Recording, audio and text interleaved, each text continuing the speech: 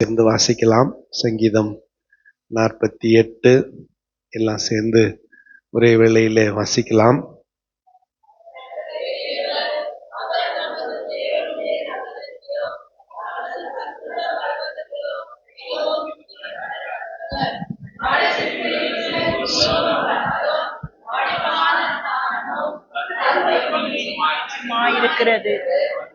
அதுவே மகாராஜாவின் நகரம், அதன் அரண்மனைகளின் தேவன் உயர்ந்த அடைக்கலமாக அறியப்பட்டிருக்கிறார்.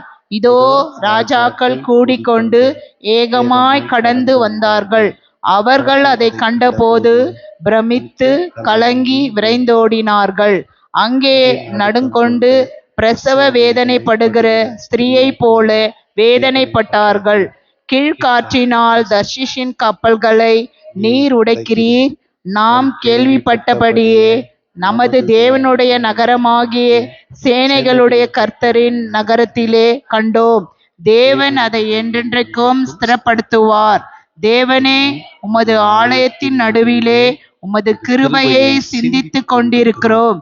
தேவனே, உமது நாமம் விளங்குகிறது போல உமது புகழ்ச்சியும் பூமியின் கடையாந்தரங்கள் பரிந்தமும் விளங்குகிறது. உமது நீதியால் நிறைந்திருக்கிறது. உம்முடைய நியாய தீர்ப்புகளின் நிமித்தம் சீயோன் பர்வதம் மகிழ்வதாக. யூதாவின் குமார்த்திகள் களி கூர்வார்களாக. சீயோனை சுற்றி உலாவி அதன் கோதங்களை எண்ணுங்கள். பின்வரும் சந்ததிக்கு நீங்கள் விவரிப்பதற்காக அதன் அலங்கத்தை கவனித்து அதன் அரண்மனைகளை உற்று பாருங்கள். இந்த தேவன் என்றென்றைக்கும் உள்ள சதா காலங்களிலும் நம்முடைய தேவன். மரண பரியந்தம் நம்மை நடத்துவார். ஆமென். அல்லேலூயா. கைகளை தட்டி ஆண்டவருக்கு 9ஆம் வசனத்தை ஒருவர் வாசிக்கலாம்.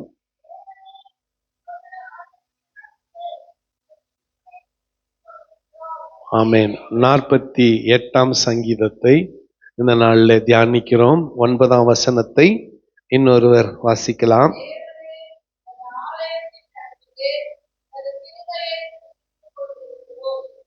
தேவனே, உமது ஆலயத்தின் நடுவிலே உமது கிருபையை சிந்தித்து கொண்டிருக்கிறோம். கன்னடா பைபிள்ல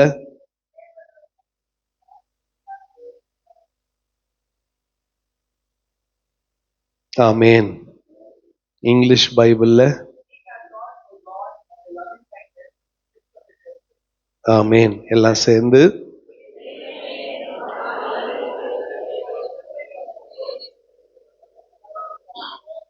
அல்லேலூயா. இந்த சங்கீதத்துக்கு ஜயன் ஹிம் அப்படின்னு பேரு. சியோனின் பாடல். இந்த சங்கீதத்துக்கு என்ன பேரு? சியோனின் பாடல். இது துதியின் பாடல், சாங் ஆஃப் பிரைஸ்.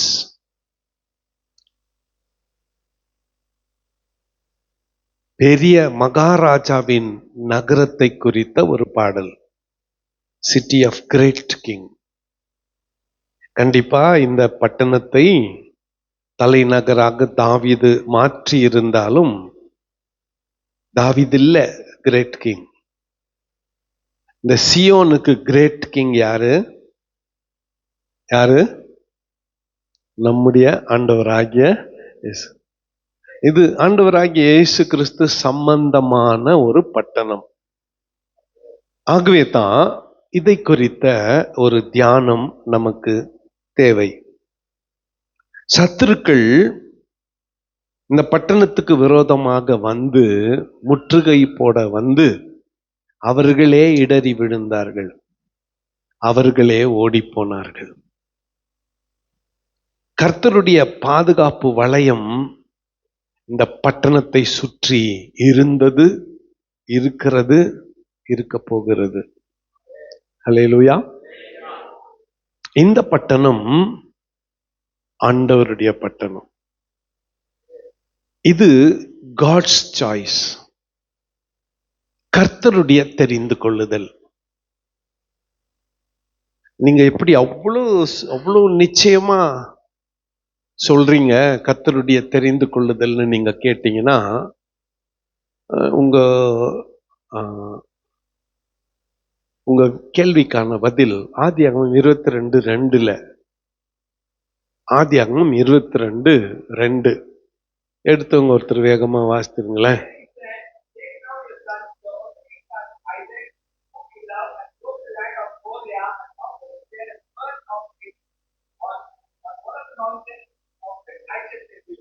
ஆமென்.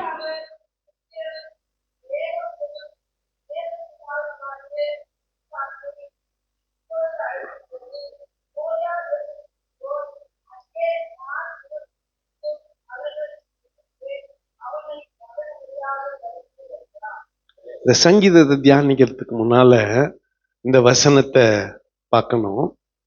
உன் புத்திரனும்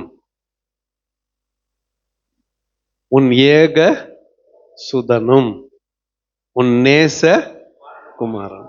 இந்த 3 வார்த்தையும் புதிய ஏற்பாட்டுல யாரை குறித்தோ பார்த்துக்கிறோம்ல. It is about somebody. New டெஸ்ட்மெண்ட்ல தாவீது குறித்தா, பேதுரு குறித்தா, யோவான் ஸ்நானகனை குறித்தா, யாரை குறித்து? அவர் எப்படிப்பட்டவர்? அவர் உன் புத்திரனும் உன் ஏக சுதனும் உன் நேச, இவர் என்னுடைய நேசகுமாரன், இவரில் நான். இங்க இந்த ஈசாக்குன்ற வார்த்தை இருக்குது இல்ல, பழைய ஏற்பாடு எபிரேய மொழியில எழுதப்பட்டது ஈசாக்கு. புதிய ஏற்பாட்டை எபிரேய மொழியில எழுதியிருந்தா எங்கெல்லாம் ஏசுநாதர்னு வருதோ அங்கெல்லாம் ஈசாக்குன்னு தான் போட்டிருப்பாங்க. புரியுதா? ஈசாக்கு, யெஷ்வாக், ஏசு ரெண்டும் ஒண்ணு தான். ஈசாக்கை அழைத்து கொண்டு எங்க? மோரியா தேசத்துக்கு. அப்போ அந்த தேசத்துக்கு பேரு மோரியா. அங்க போயினா சுத்தி மலைங்க இருக்கும். சுத்தி என்ன இருக்கும்? மலைங்க இருக்கும். அங்க நான் உனக்கு குறிக்கும் மலைகளில் ஒன்றின் மேல், அங்க 10-15 மலை இருக்கும். நீ எருசலேம் போய் நின்று பார்த்தா சுத்தி மலைங்க இருக்கும். என்றது கூட முடியாது. இந்த பக்கம் பார்த்தாலும் மலைங்க இருக்கும். இப்படி கிருஷ்ணகிரி பக்கம் போய் பாருங்களேன், எந்த பக்கம் திரும்பினாலும் மலை இருக்கும். பேரணம்பட்டு பக்கம் போய் பாருங்க, எந்த பக்கம் திரும்பினாலும் ஆனா எண்ணிடலாம். அந்த பக்கம் சின்ன சின்ன குன்றுகள், மலைகள் நிறைய இருக்கும். கன்ஃபியூஸ் ஆயிடாத. நான் உனக்கு குறிக்கும் மலைகளின் ஒன்றின் மேல் அவனை தகன பலியாக பலியிடு என்றார். இப்போ ஆபிரகாமும் ஈசாக்கும் புறப்படுகிறார்கள். 14 வயசு ஈசாக்குக்கு. புறப்படுறாங்க. சாராளுக்கு சொல்லல, சொல்லியிருந்தா அந்த அம்மா அனுப்பியிருக்க மாட்டாங்க. விறகு நெருப்பு எடுத்துக்கிட்டாங்க, வேலைக்காரர்களோட புறப்பட்டுட்டாங்க. அந்த இடத்துக்கு போய் சேர்ந்தாங்க. 3ஆவது நாள் போய் சேர்ந்தாங்க. இங்கே இருங்க, நானும் பிள்ளையாண்டானும் போய் கர்த்தருக்கு பலி செலுத்தி விட்டு திரும்பி வருவோம்னு சொல்லி ஆபிரகாம் ஈசாக்கை அழைத்து கொண்டு புறப்பட்டு அந்த மலை மேல ஏறுறாங்க. இப்ப ஈசாக்கு 14 வயசு இல்லையா? ஆபிரகாமை பார்த்து, அப்பா பலி செலுத்த போறேன்னு சொல்றீங்க, விறகு இருக்கு, நெருப்பு இருக்கு, பலி செலுத்த ஆடு எங்கே?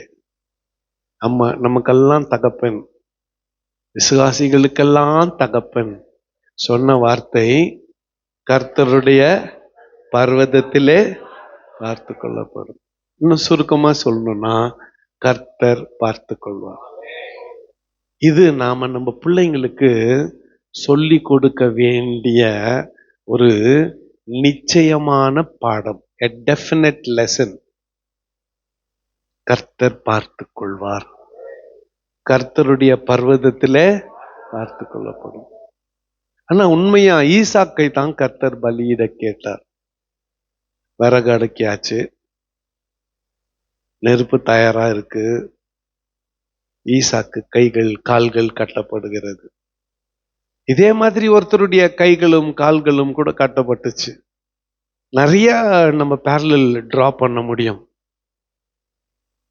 53 அதிகாரத்துல ஏசாயாவுல மயிர் கத்தரிக்கிறவனுக்கு முன்பதாக சத்தமிடாதிருக்கிற ஆட்டை போய். ஈசாக்கு அமைதலா இருந்த மாதிரி இயேசுநாதர் அமைதலா இருந்தார்.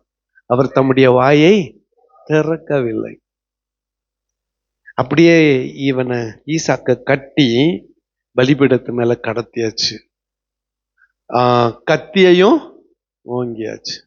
ஆனா ஆபிரகாமுக்கு மிக நிச்சயமா தெரியும், ஈசாக்கை காப்பாற்ற வேண்டிய பெரிதான பொறுப்பு ஆபிரகாமை விட யாருக்கு இருக்குன்னு. ஏன்னா இயேசுநாதர் வந்து பொறுக்கணுமே. அப்ப ஈசாக்கை அழிச்சிட்டா இயேசுநாதர் பொறுக்க முடியாது. இதை மிக நிச்சயமா அறிந்திருந்த ஆபிரகாம் 100% கர்த்தரை நம்பினான். அது அவனுக்கு நீதியாக எண்ணப்பட்டது. அந்த நேரம் பார்த்து ஆண்டவர் நிறுத்து. அது அந்த இடம்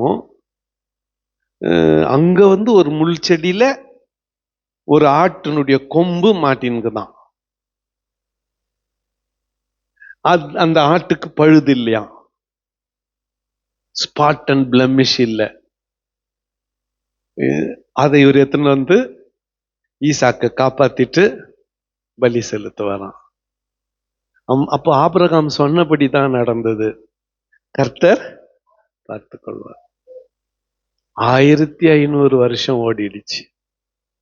ஒவ்வொரு வருஷமா போச்சு.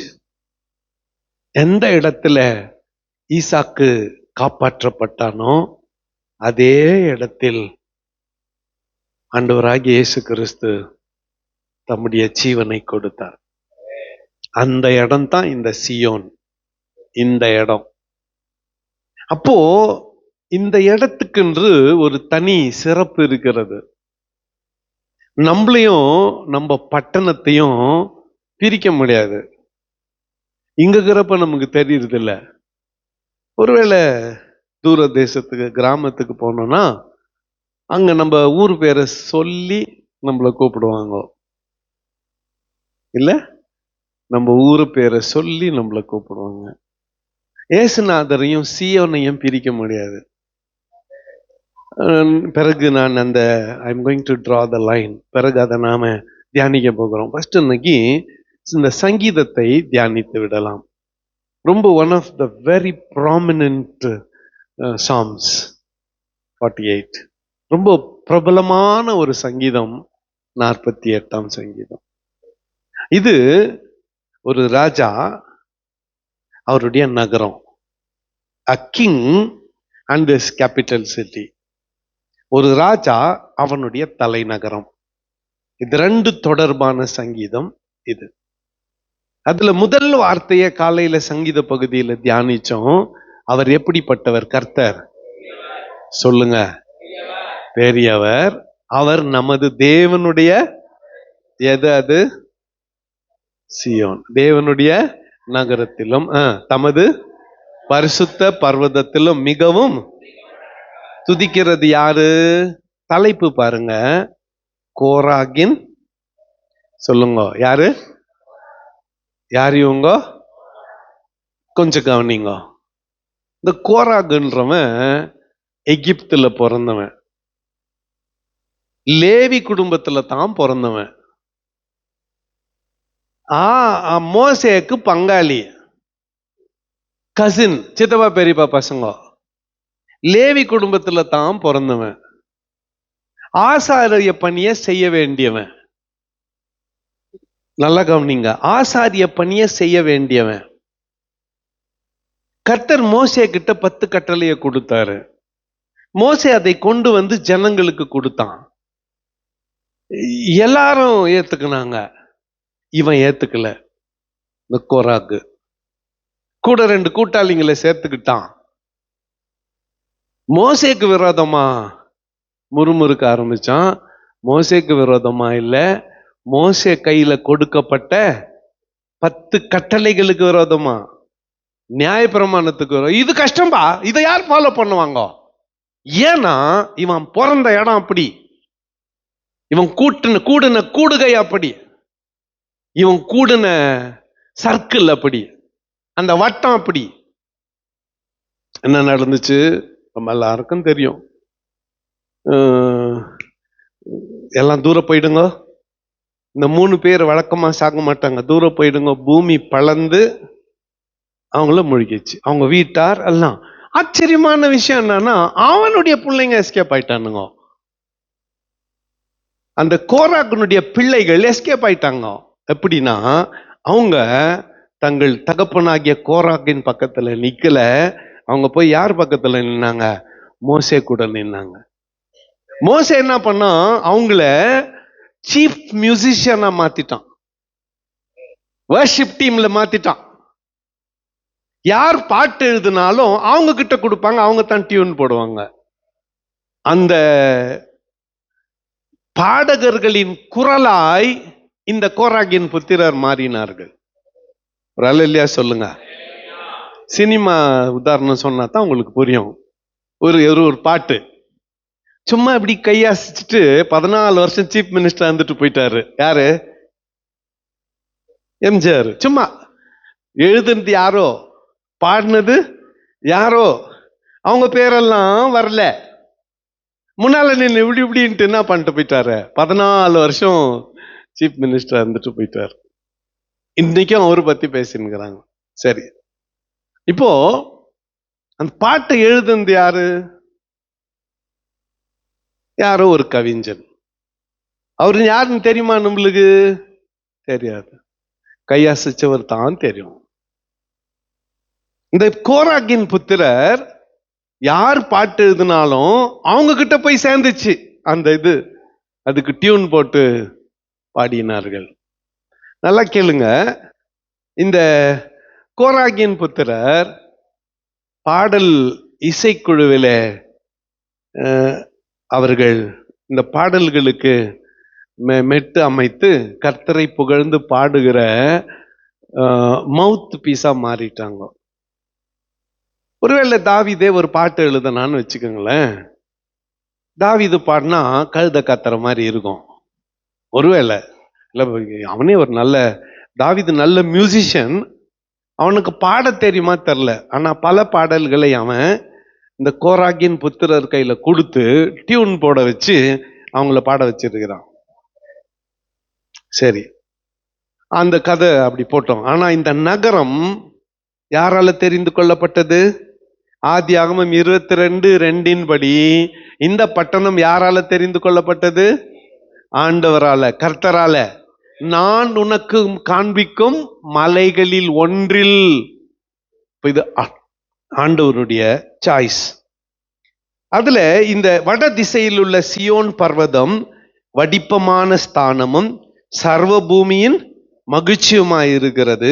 அதுவே மகாராஜாவின் நகரம். மகிழ்ச்சி நிரம்பி இருக்கிற மகாராஜாவின் நகரமாக அது காணப்படுகிறது. அதன் அரண்மனைகளில் தேவன் உயர்ந்த அடைக்கலமாக அறியப்பட்டிருக்கிறார். முதல் 4 வசனங்களிலே ஆண்டவர் சியோனிலே உயர்ந்த அடைக்கலமாய் அறியப்பட்டிருக்கிறார். இப்போ நம்ம எல்லாருக்கும் ஒரு அடையாளம் இருக்கிறது. நம்ம எல்லாருக்கும் ஒரு அடையாளம் இருக்கிறது. ஒருத்தரை பத்தி சொல்லட்டுமா? இவங்கன்னா இவங்க இப்படி, இவங்கன்னா இவங்க இப்படி, இவங்கன்னா இவங்க இப்படின்னு நமக்கு தெரியுது இல்ல? ஒருத்தருக்கும் ஒரு அடையாளம் இருக்குது. ஆண்டவருக்கு ஒரு அடையாளம் இருக்குது. என்ன அந்த அடையாளம்? அவர் எப்படி அறியப்பட்டிருக்கிறார்? உயர்ந்த அடைக்கலமாக அறியப்பட்டிருக்கிறார். அவர் உயர்ந்த அடைக்கலம். 4ஆம் வசனம் திருப்புபா. 3ஆம் வசனம் உயர்ந்த, 3ஆம் வசனம் உயர்ந்த அடைக்கலமாய் அறியப்பட்டிருக்கிறார். அவரு அடைக்கல பட்டணமாய் அறியப்பட்டிருக்கிறார். ஆண்டவர் என்ன நமக்கு? அடைக்கல பட்டணம். நல்ல ஞாபகம். நம்ம இது கொஞ்சம் கஷ்டமான ஒரு சங்கீதம், புரிஞ்சுக்கணும். அடைக்கல பட்டணம். ஆண்டவர் என்ன பண்ணாரு? இஸ்ரவேல் ஜனங்களுக்கு, மோசேக்கு கட்டளை இட்டார். யோசுவா அதை கடைபிடிச்சான். நீ ஜனங்களுக்கு பங்கு போட்டு கொடுக்கிற இல்ல, அப்போ ஒவ்வொருத்தரையும் அடைக்கல பட்டணங்களை கட்ட சொல்லு. அந்த அடைக்கல பட்டணங்கள்ல லேவியர் குடியிருப்பார்கள், ஆசாரியர்கள் குடியிருப்பார்கள். ஒருத்தன் தற்செயலா இன்னொருத்தனை கொலை பண்ணிட்டா அவன் ஓடி போய் எங்க ஒளிஞ்சுக்கணும்? அடைக்கல பட்டணத்துல ஒளிஞ்சுக்கணும். அப்ப மூப்பர்கள் வந்து அவனை கொண்டு வருவாங்க, நியாயத்துல நிறுத்துவாங்க. கொலை செய்தவனுக்காக, கொலை செய்யப்பட்டவனுக்காக பழி தீர்க்கிறவர்களுக்காக லேவியர்கள் பேசுவாங்க. அந்த கொலை பிளான் பண்ணல, தற்செயலா நடந்தது, நீங்க என்ன பண்ணக்கூடாது, பழி தீர்க்க கூடாது அப்படின்னுட்டு அந்த ஆசாரியன் மரணம் அடைகிற வரையில எல்லாமே ரெமிஷன். அந்த ஆசாரியன் மரணம் அடைகிற வரையில இவன் அந்த அடைக்கல பட்டணத்துல தான் இருக்கணும். அவன் மரணம் அடைந்த பிறகுதான் இவன் வெளியே வரலாம். கொலை செய்யப்பட்டவனுடைய குடும்பங்கள், இவன் குடும்பத்தார் இவனை ஒன்னும் பண்ணக்கூடாது, பழி தீர்க்க கூடாது. அடைக்கல பட்டணம். அப்போ நம்மெல்லாம் கொலை பண்ணவங்க. நான் என்ன கொலை பண்ணேன்னு கேக்குறீங்களா? ஒரு கொலையா பண்ணிக்கிறோம் நம்ம, ஒன்னா ரெண்டா?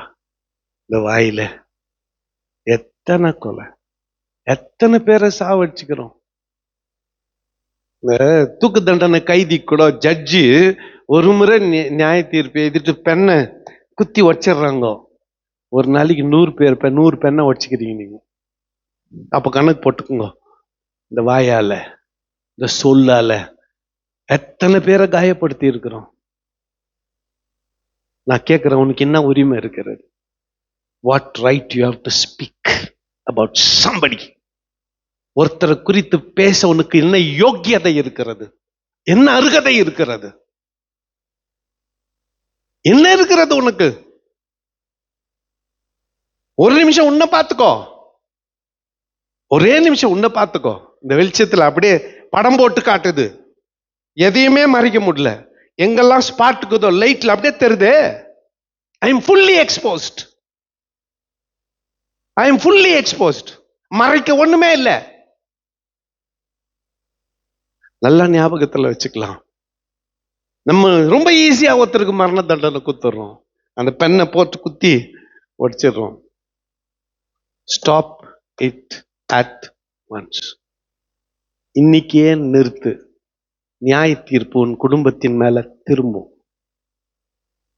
அது நான் கூட என்ன மாதிரி வாயாடி இந்த உலகத்துல யாருமே இல்லை. ஒரு 5 வருஷத்துக்கு முன்னால, ஒரு 10 வருஷத்துக்கு தப்பி தவறி என்கிட்ட எதனா யாருன்னா மாட்டினாங்கண்ணா உண்டு இல்லைன்னு பண்ணிடுவேன் என் சொல்லல. இப்பெல்லாம் அது பண்ணாம பேசாம இருந்திருந்தா நல்லா இருந்திருக்குமோன்னு சிந்திக்கிறேன்.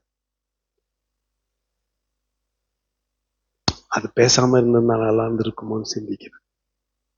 அறியாமையில பேசிட்டோமே அப்படின்னு யோசிக்கிறேன். அறியாமையில சொல்லிட்டோமே அப்படின்னு யோசிக்கிறேன். இப்போ ஆண்டவர் நமக்கு அடைக்கல பட்டணமா இருக்கிறார். ஒருத்தன் சாவணும், இன்னொருத்தன் பிழைக்கணும். ஒருத்தனுக்கு பதிலா இன்னொருத்தன் சாவணும். எனக்கு பதிலா அவர் சாவணும்.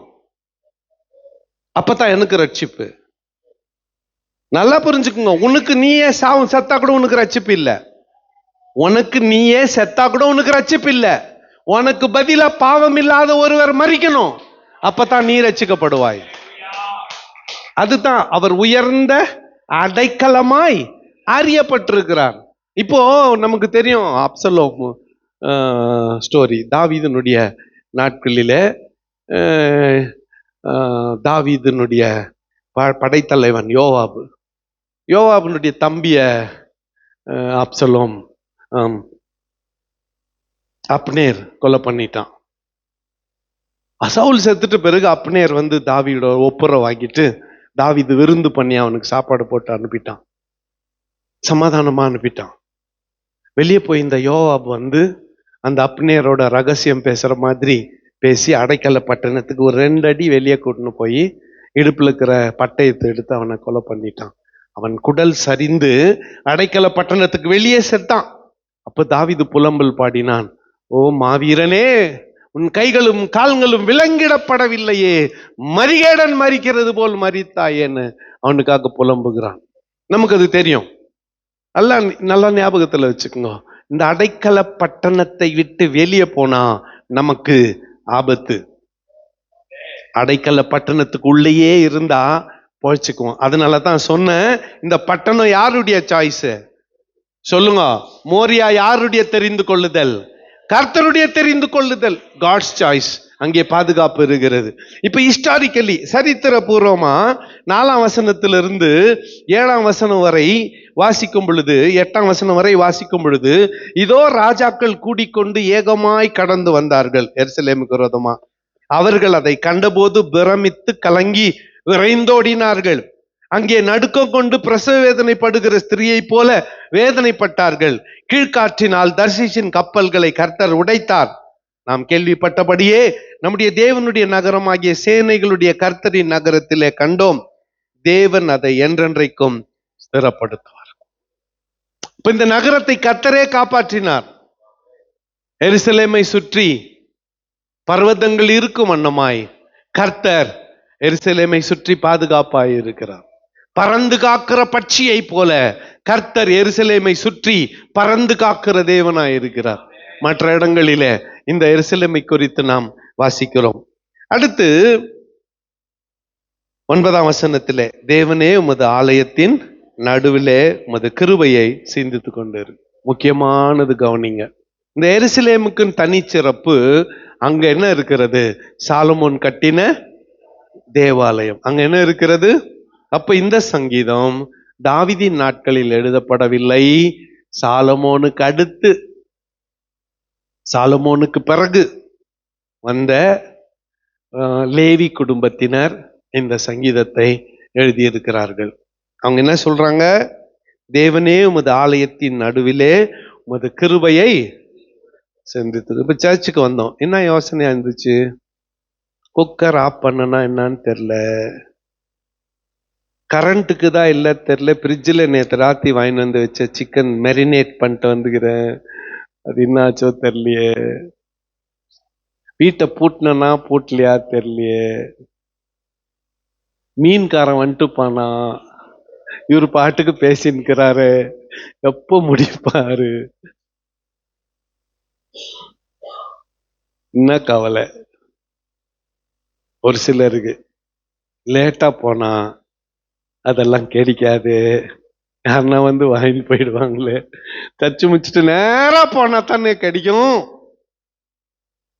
ஆண்டவருடைய ஆலயத்துல உட்கார்ந்து எதை சிந்திக்க வேண்டும்? 9ஆம் வசனம் சொல்லுகிறது. சொல்லுங்க. தேவனே உமது ஆலயத்தின் நடுவிலே உமது கிருபையை சிந்தித்து கொண்டிருக்கிறோம். வேற எதை குறித்தும் நாம சிந்திக்க வேண்டிய அவசியம் இல்லை. ஆண்டவரை சிந்திச்சுன்னு இருக்கலாம், அவர் கிருபையை சிந்திச்சுன்னு இருக்கலாம். இந்த பட்டணத்தில அவர் பாதுகாப்பு இருக்கிறது, இந்த பட்டணத்தின் மேலே அவருடைய கரம் இருக்கிறது. பறந்து காக்கிற பட்சியை போல God is hovering over Jerusalem. எருசலேமை சுற்றி என்ன பண்ணுகிறாராம்? செட்டை அடித்து பறந்து கொண்டிருக்கிறாராம், காப்பாற்றுகிறதற்காக. 10ஆம் வசனத்திலே, தேவனே உமது நாமம் விளங்குகிறது போல உமது புகழ்ச்சியும் பூமியின் கடையாந்திரங்கள் பரியந்தமும் விளங்குகிறது, உமது வலதுகரம் நீதியால் நிறைந்திருக்கிறது. ஆண்டவருடைய வலது கரத்துல என்ன இருக்கிறது? சொல்லுங்க. உன் வலது கரத்துல என்ன இருக்குது? உன் வலது கரத்தில் என்ன இருக்கிறது? யார கிள்ளலாம், யார கொட்டலாம், எத்தனை தீமைகள். ஆனால் கர்த்தருடைய வலது கரத்துல நீதிதான் நிறைந்திருக்கிறது. அவருடைய வலது கரத்தில் நீதிதான் நிறைந்திருக்கிறது. அப்ப நியாயமும் நீதியும் யார்கிட்ட கிடைக்கும்? அவரிடத்துல கிடைக்கும். இப்போ அவரிடத்துல நாம முறையிட வேண்டும். நம்முடைய பிரச்சனைகளை கர்த்தரிடத்திலே முறையிட வேண்டும். உம்முடைய நியாய தீர்ப்புகளின் நிமித்தம் சியோன் பர்வதம் மகிழ்வதாக. வந்துச்சு, யூதாவின் குமாரத்திகள் களி கூறுவார்களாக. இந்த அடைக்கல பட்டணத்துல யூதாவின் குமார்த்திகளே, கொஞ்சம் அப்படி தூங்குற மாதிரி இருக்குதா? கொஞ்சம் முடிச்சுக்கோங்க, அம்மா முடிச்சுட்டேன். யூதாவின் குமார்த்திகளே, அப்படியே ஒரு ஒரு மூஞ்சம் பாரு. நீங்க எப்படி இருங்க? களி கூறுங்க. பி ஹாப்பி, சந்தோஷமா இருங்க. பி கிளாட், மகிழ்ச்சியா இருங்க. ஏன்னா பறந்து காக்கிற பட்சியை போல உன் தேவனாகிய கர்த்தர் உன்னை பாதுகாக்க வல்லவராய் இருக்கிறார். உனக்கு துணையாய் இருக்கிறார். அவருடைய நியாய தீர்ப்புகளின் நிமித்தம் சியோன் பர்வதம் மகிழ்வதாக, யூதாவின் குமாரத்திகள் களி கூறுவார்களாக. ஹல்லேலூயா. நல்லா மகிழ்ச்சியா சந்தோஷமா இருங்கள், கொண்டாட்டமா இருங்கள், களி கூறுங்கள், சந்தோஷமா இருங்கள். உன்னை அரவணைக்கிற, ஆதரிக்கிற உன் தேவனாகிய கர்த்தர் உனக்கு அவர் அழைத்த இந்த பட்டணத்திலே ஆதரவாய் இருக்கிறார். He is on your side. அவர் உன் பட்சத்தில் இருக்கிறார். சியோனை சுற்றி உலாவி அதன் கொத்தளங்களை எண்ணுங்கள். எதுக்கு? பின்வரும் சந்ததிக்கு நீங்கள் விவரிப்பதற்காக. அதன் அலங்கங்களை கவனித்து அதன் அரண்மனைகளை உற்று பாருங்கள். சியோனை சுற்றி உலாவி அதனுடைய கொத்தளங்களை எண்ணுங்கள். இப்போ கண்ணுக்கு தெரியாத சியோன் ஒன்று இருக்கிறது. எருசலேம் எருசலேம் எருசலேம்னா எருசலேம் புகழ் பாட நம்ம ஒன்றும் யூதர்கள் அல்ல. நம்மளுக்கு ஒன்றும் 30-40 சைட்டு தாவீது வீட்டுக்கு பக்கத்துல எனக்கு இல்லை. எங்க? எருசலேம்ல 30-40 சைட்டு ஒரு கால் இப்படி நிக்கிறதுக்கு இடம் கச்சிட்டா போதும். எங்க? எருசலேம்ல. நிறைய பேரு தாங்கள் செத்துட்டா எருசலேம்ல அடக்கம் பண்ணோன்ட்டு கேட்டுக்கிறாங்க. எவ்வளவு செலவாகுது தெரியுமா? ஒரு கல்லறைக்கு சும்மா ஒரு 10 மில்லியன் தான், ஒரு 85 கோடி தான், ஜாஸ்தி இல்லை. நம்ம எங்கன்னா செத்துட்டு நம்மளை எத்தனை போய் இஸ்ரேல்ல அடக்கம் பண்ணோம்னா சும்மா ஒரு $10 மில்லியன் அவ்வளவுதான், ஒரு 85 கோடி தான். குத்துட்டா உனக்கு கல்ற எங்க கட்டிடுவாங்க? எருசலேம்ல கட்டிடுவாங்க. யார் யாரெல்லாம் பேர் கொடுக்குறீங்க? பேர் கொடுங்க. பின்வரும் சந்ததிக்கு விவரிப்பதற்காக எருசலேமுக்கு எனக்கு ரொம்ப எருசலேமை பத்தி கவலை இல்லை. ஆனா என்னுடைய கவலை எல்லாம் அல்ல, என்னுடைய விருப்பம் எல்லாம் சியோனை குறித்து. ஒருவேளை அந்த எருசலேம்ல எனக்கு பங்கு இல்லை, சியோன்ல சத்தியமா எனக்கு பங்கு இருக்கிறது. சியோன்ல நானு ஜாயிண்ட் ஹேர், உடன் சுதந்திரவாளி. ஒரு கல்ற என்ன? சியோன்ல பேர் பாதி எந்து, ஒரு பாதி எங்க இயேசுநாதர்து. அவரோட உடன் சுதந்திரவாளி நான். Joint hair with Christ. அப்போ பேர் பாதி யாருது சொல்லுங்க. உங்களுக்கு போய் சொல்றேங்க, உங்களுக்கு ஒன்னும் இல்லை போனா சந்தோஷப்படுவீங்க.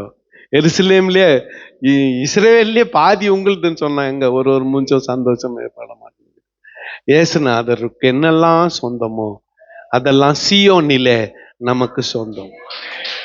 இப்போ ஒலிவமலை, இந்த ஒரு சிலருக்கு இஸ்ரேலுக்கு போற வாய்ப்பு கிடைக்குது. இப்போ யுத்தம் பெரும்பாலும் இப்போ குறைஞ்சு போச்சு. இப்போ இந்த மாம்சத்தின்படி நம்ம கால் வைக்க ஆண்டவர் சிலருக்கு வாய்ப்பு கொடுத்தா கர்த்தருக்கு சோத்திரம். கொடுக்கலன்னா வச்சுக்கோங்களேன், கவலையே படாதீங்க. இந்த ஒலிவமலை 2ஆ பிளக்க போகுது. ஒரு பாதி இந்த பள்ளத்தாக்குல விழப்போகுது. ஒரு புதிய பாதை உருவாக போகுது. இப்படி மேற்கு திசையை பார்த்தா அங்கே ஒரு வாசல் மூடப்பட்டிருக்கிறது. பூமி அதிர்ச்சி உண்டாகும். மூடப்பட்டிருக்கிற அந்த வாசல் தானா வழி உண்டாகும். முன்னால இயேசுநாதர் நடந்து போவார். அவர் கூட அவரை விசுவாசிக்கிற சபை மறுபமாக்கப்பட்ட நிலைமையில நாமும் நடப்போம். சியோனில நமக்கு பங்குண்டு. ஞாபகத்துல வச்சுக்கோங்க. எருசலேம்ல பங்கு இல்லைன்னா பரவாயில்ல, நமக்கு எதுல பங்கு இருக்கிறது? சியோனிலே பங்கு உண்டு. சியோன் தேசம் பாட்டு, எத்தனை பாட்டு இருக்கு தெரியுமா? சியோன் தேசம், அதில் நமக்கு பங்கு இருக்கிறது. இயேசுநாதர் கூட போய் அதை சுதந்திரிக்க போகிறோம். இப்போ 14ஆம் வசனத்தை வாசிக்கலாம் எல்லாம் சேர்ந்து.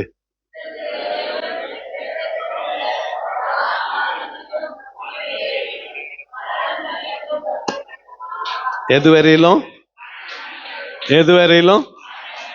இவ்வளவு நேரம் நான் சொன்னதை காதுல வாங்கிக்காம ஏதோ யோசிச்சுட்டு இருந்தா கூட கவலை இல்லை. கடைசியா சொல்ற இந்த வார்த்தை, இதோ இந்த தேவன் என்றென்றைக்கும் உள்ள சதா காலங்களிலும் நம்முடையது. எல்லாம் தைரியமா பெருமையா சொல்லுங்க, நம்முடைய தேவன்.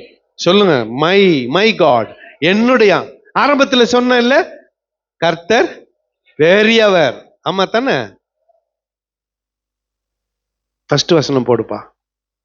Great is the lord. நான் என்ன சொன்னேன்? Great is my lord. மறந்துட்டீங்களா? சொன்ன ஞாபகம் இருக்கா? என் தேவன் எப்படிப்பட்டவர்? அதே தான் 14ஆம் வசனத்துல, இந்த தேவன் என் தேவன் என்றென்றைக்கும் உள்ள சதா காலங்களிலும் நம்முடைய தேவனாய் இருக்கிறார். பாதியில கைவிட்டுட்டு போக மாட்டாரு, மரண பரியந்தம் நம்மை நடத்துவார். ஹல்லேலூயா. மரண பரியந்தம் நம்மை நடத்துவார். இந்த தேவனை பற்றி கொள்ளலாம். இப்பதான் இன்ட்ரோடக்ஷனுக்கே வந்துக்கிறேன். இந்த முழு சங்கீதத்தினுடைய அறிமுகத்துக்கு வந்திருக்கிறேன். அவர் பெரியவருமா, உன் பிரச்சனையை காட்டிலும் அவர். அதனால தான் சொன்னேன், உன் பிரச்சனைய பெருசுப்படுத்தாத, பூத கண்ணாடி வச்சு உன் பிரச்சனைய பார்க்காத. பார்த்தா எல்லாம் தெரியும், அலங்கோலம் தான் தெரியும். இதுங்க இது இப்படி இருக்குது, இப்படி பார்த்தாவே தெரிது, கிழிஞ்சிட்டு இருக்கிறது. இத்தனை பூத கண்ணாடி வச்சு பார்க்கறது, அதுதான் அந்த கதியில இருக்குது. என்னத்துக்கு அத்தை பார்க்கறது? அதை அப்படி போட்டோம். மாறாக கொஞ்சம் எங்க பார்க்கலாம், மேல பார்க்கலாம். ஆண்டவரே, என் நிலைமை இதுதான், கிழிந்த புத்தகம் நான், என் நிலைமை இதுதான். உம்மை நோக்கி பார்க்கிறேன். ஒரு பிராக்டிக்கல் எக்ஸாம்பிள் சொல்லி நிறைவு செய்ய விரும்புகிறேன், பிரயோஜனமா இருக்கும். ஆண்டவர் தண்ணி மேல நடந்து வந்தார். 12 சீஷர்கள் படகுல இருக்கிறாங்க.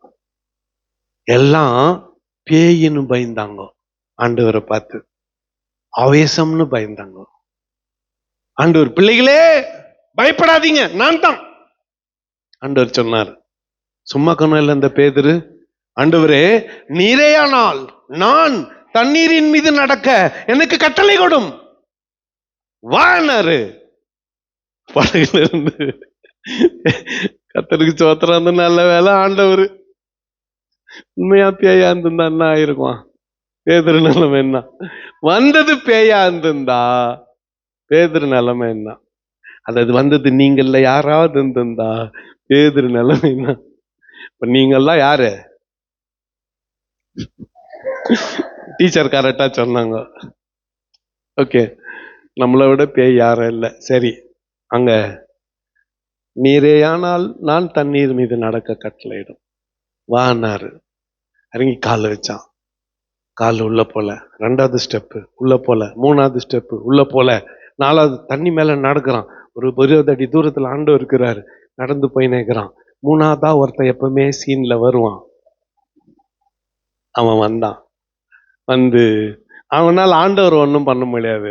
பேதுருக்கிட்ட ஒரு சின்ன அலைய, ஒரு சின்ன கொந்தளிப்ப காமிச்சான்.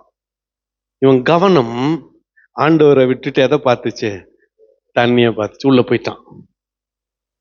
ஆனா பேதுரு ரொம்ப நல்லவன். கர்த்தாவே ரட்சியம்ட்டான், கையை நீட்டிட்டான். ஆண்டவர் தூக்கிட்டாரு.